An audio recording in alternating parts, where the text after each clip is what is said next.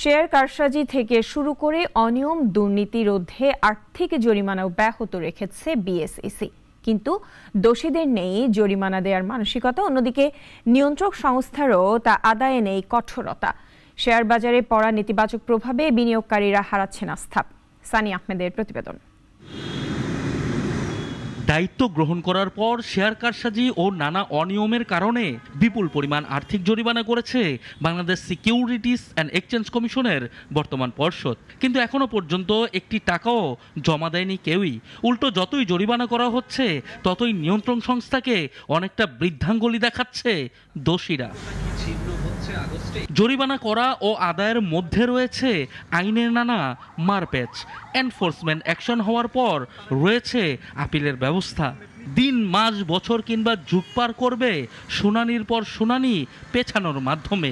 তারপরেও রয়েছে হাইকোর্টের রিট করার সুযোগ, যে কারণে অভিযুক্তরা বর্তমান জরিমানাতে আতঙ্কিত নয়, বরং দিন কাটাচ্ছেন অনেকটা হেসে খেলেই, যে কারণে থেমে নেই কারসাজি। এই জরিমানা যদি জমা না দেয় এবং রিভিশন বা রিভিউ অ্যাপ্লিকেশন সাবমিট না করে, সেক্ষেত্রে তাদের বিরুদ্ধে সার্টিফিকেট মামলা করে জরিমানা আদায়ের ব্যবস্থা গ্রহণ করা হয়।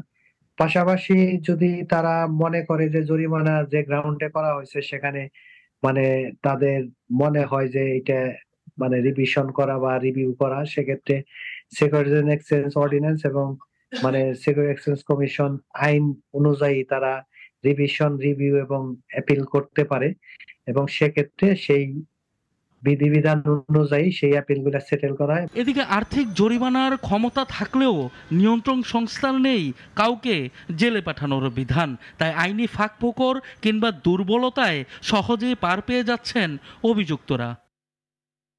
যতবারই জরিমানার খবর প্রচার করা হয়েছে ততবারই নেতিবাচক প্রভাব পড়েছে শেয়ার বাজারে। এতে পুঁজি হারিয়েছেন বিনিয়োগকারীরা। তাই জরিমানা আদায় করতে প্রয়োজনে বিএসইসিকে 2সিসির মতো সুপার পাওয়ার দেওয়া উচিত বলে মনে করছেন সংশ্লিষ্টরা। সানি আহমেদ, নাগরিক, ঢাকা। ওয়ালটন আবারও মিলিনিয়ার অফারে ওয়ালটন ফ্রিজ কিনে আপনিও হয়ে যেতে পারেন মিলিয়নিয়ার।